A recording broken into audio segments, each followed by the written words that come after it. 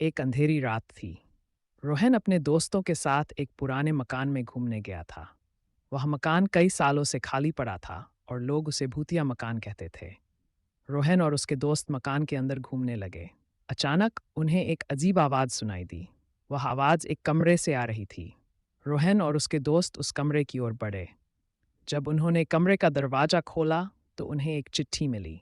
उस चिट्ठी पर लिखा था, तुम यहाँ से भाग जाओ, नहीं तो तुम्हें कभी भी बाहर नहीं निकलने दिया जाएगा। रोहन और उसके दोस्त डर गए और वहाँ से भागने लगे। लेकिन जब उन्होंने मकान का दरवाज़ा खोला तो वह दरवाज़ा बंद हो गया और उन्हें बाहर निकलने का रास्ता नहीं मिला। रोहन और उसके दोस्त फंस गए थे।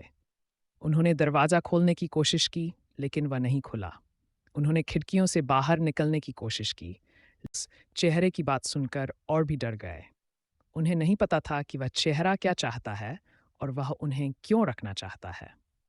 तभी उस चेहरे ने फिर से बोला, अब तुम्हें मेरी बात माननी होगी। तुम्हें यहाँ रहना होगा और मेरी बात माननी होगी। रोहन और उसके दोस्त उस चेहरे की बात सुनकर और भी डर गए। उन्हें नहीं पता था कि वह चेहरा क्या चाहता है और वह उन्हें क्यों रखना चाहता है। तभी अचानक से उस चेहरे का चेहरा बदल गया और वह रोहन के सामने खड़ा हो गया। रोहन ने उसे देखा और उसके चेहरे पर एक अजीब सी मुस्कुराहट देखी। रोहन ने उसे देखा और कहा, तुम कौन हो? उस चेहरे ने मुस्कुराते हुए कहा, मैं तुम्हारा भाई हूँ।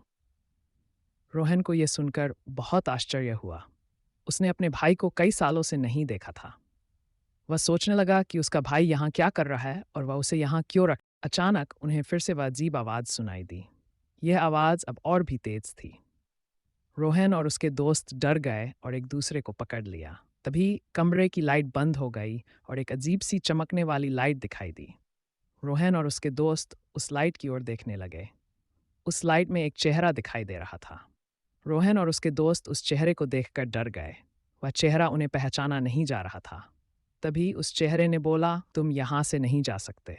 तुम्हें यहाँ रहना होगा। रोहन और उसके दोस्त उस चेहरे की बात सुनकर और भी डर गए।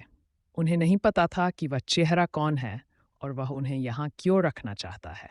तभी उस चेहरे ने फिर से बोला, तुम्हें यहाँ रहना होगा क्योंकि तुम्हारे पास एक ऐसी चीज़ है जो मुझे बहुत ज़रूरी है।